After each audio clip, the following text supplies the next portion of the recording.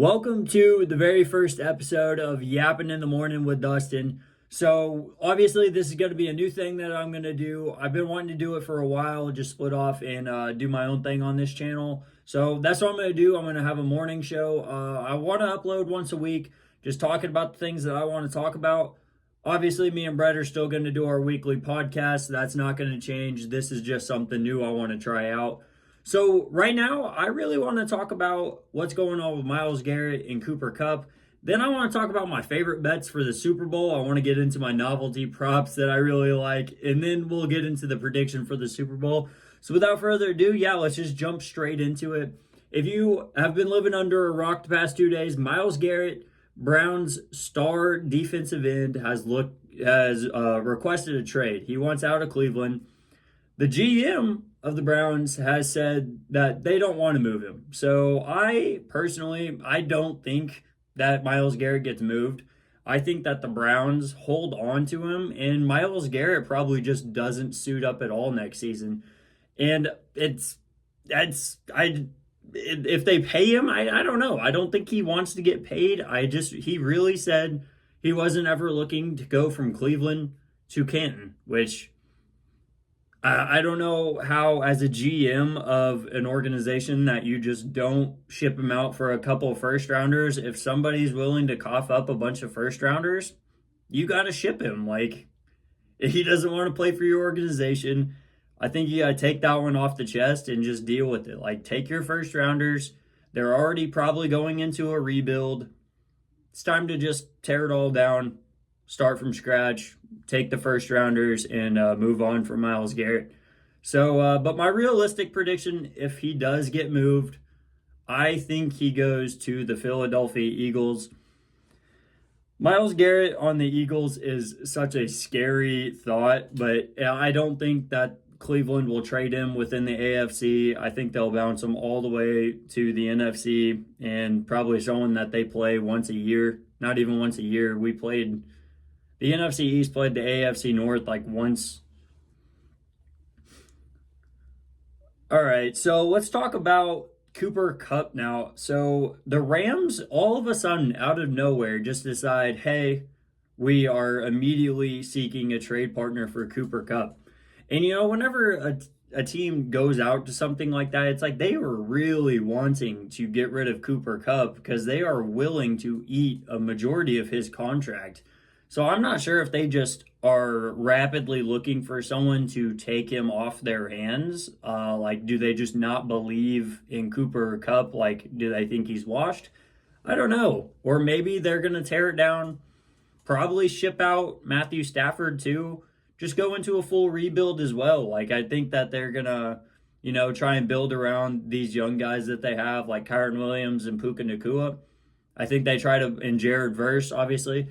I think that they tear it down, go and try to find a quarterback, maybe I don't know who they would trade for a quarterback. I think they probably try and draft one. Maybe they move up and grab like Jackson Dart in the first round.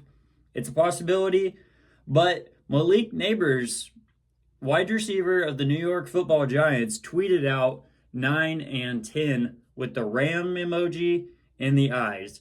So I think Malik Neighbors is kind of campaigning to get Matthew Stafford and Cooper Kupp in the New York Blue. I think that would be a great fit for both of those guys. That would be a great reunion. Maybe one last hurrah. Maybe Stafford and Kupp get 2 more years of football. What better place to do it than New York? That would solve the Giants' quarterback for at least 1 more year. Matthew Stafford still has at least 1 more year in him, no doubt. And then Cooper Kupp, if he has anything left in the tank, might as well just air it out with the guy who got you the Triple Crown a couple of years ago, Finish your career on a strong note. I think if Matthew Stafford and Cooper Kupp both go to the Giants, that puts them in a win-now situation. Like, the Giants would now be at least a competing team in the NFC East. I don't think they would be better than the Commanders or the Eagles. But I do think that they would be a competitive team, especially with the hard schedule that they have. That might not be a bad way to look at it. Who knows? I think it would be fun. But realistically, I think Cooper Kupp is a Pittsburgh Steeler probably by the time the draft rolls around. So Pittsburgh was looking to trade for Cooper Kupp before the trade deadline. But as we all know, the Rams went ahead and held on to Cooper Kupp, and Pittsburgh didn't get really anything at the trade deadline. So I think if he goes anywhere, Pittsburgh is willing to pay the price, get a couple more years out of him. Dropping into my favorite props for the Super Bowl, we're going to start out with a crazy plus 6,000. If you don't know what that means, it's $1 to win $61 or $10 to win $610. It's a massive, like, it's a big risk, but I absolutely love it for some reason. So the DraftKings dropped these jersey numbers to match stats. They gave A.J. Brown to have exactly 11 receptions, which, like I said, this is a crazy prop. It's plus 6,000, but I'm going to put a dollar on it. It's to have exactly 11 receptions. That's completely reasonable. Like that is for plus 6,000. I feel like that's super reasonable. A.J. Brown is likely going to get involved early and often. I think they try to get Jalen Hurts throwing the ball, which kind of leads me into my next prop. Jalen Hurts to have 100 plus 100 more or more passing yards per half is at plus 190. So he ends games with most of the time a little bit over 200 passing yards. But plus 190, I'm going to sprinkle this one. I'm going to probably put like 10 or 15 on it, and that'll more than double the money. And that's just because he is going to get active in the passing game. Like you have to. Last time they played in the Super Bowl, Jalen Hurts had a massive passing game. So I really feel like he's probably going to do the same thing. The Chiefs defense is going to key on Saquon. The Eagles are going to have to throw the football. That's just how they're going to have to win this football game, in my opinion. I think that they're not going to get carried by Saquon in this Super Bowl. I promise you that. And obviously for my novelty prop, I have to go tails never fails, dude. I'm betting on tails right out the gate. It's going to determine my mood for the entire Super Bowl. Right out the gate, coin flip, we're going tails. And then as Kendrick's first song, as soon as they drop the first song props, I'm going Not Like Us. They played this song a million times already. There's no way he doesn't start out his set with Not Like Us. There's just no way. I don't see it. It's got to happen. But those are my favorite novelty props. Get into more realistic props. I'm going with A.J. Brown, anytime touchdown scorer at plus 165. And then I'm going with Xavier Worthy at plus 155.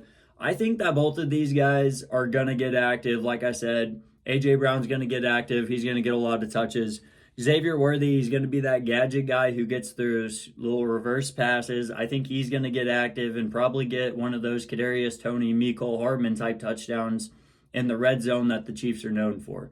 So those are just, I think, obviously, like Saquon's probably going to get a touchdown, but I don't take minus odds touchdowns. It never makes any sense for me. Jalen Hurts is probably going to get a touchdown, but like I said, I don't take minus odds touchdowns. Just not worth it. It's not worth it to me. And then one more novelty prop. I'm going to go ahead and go with the Gatorade shower is going to be lemon lime. It's got to be lemon lime. The Chiefs, maybe it's cherry, but I think the Chiefs are going to win it. Give me lemon and lime. If the Eagles win it, it might be, let's go ahead and go cool blue or glacier ice if the Eagles win it. That makes sense to me. Prediction for the Super Bowl. Outright score, I think the Chiefs win this one 27-24. I do think it's going to be a super fun, high-scoring game. It's going to, like I said, I think this one's going to be back and forth. I think both teams are going to have to pass. Both of these teams have really great run defenses. And the Eagles do have a great pass defense. So do the Chiefs. It's going to be a slugfest. I think both defenses are just going to get tired. So I can see this one being 27-24. I could also see this one ending like 14-10. Like this one could be an absolute defense showdown, and it's going to be fun. I mean, I think this is probably the two best teams in the league this year facing off.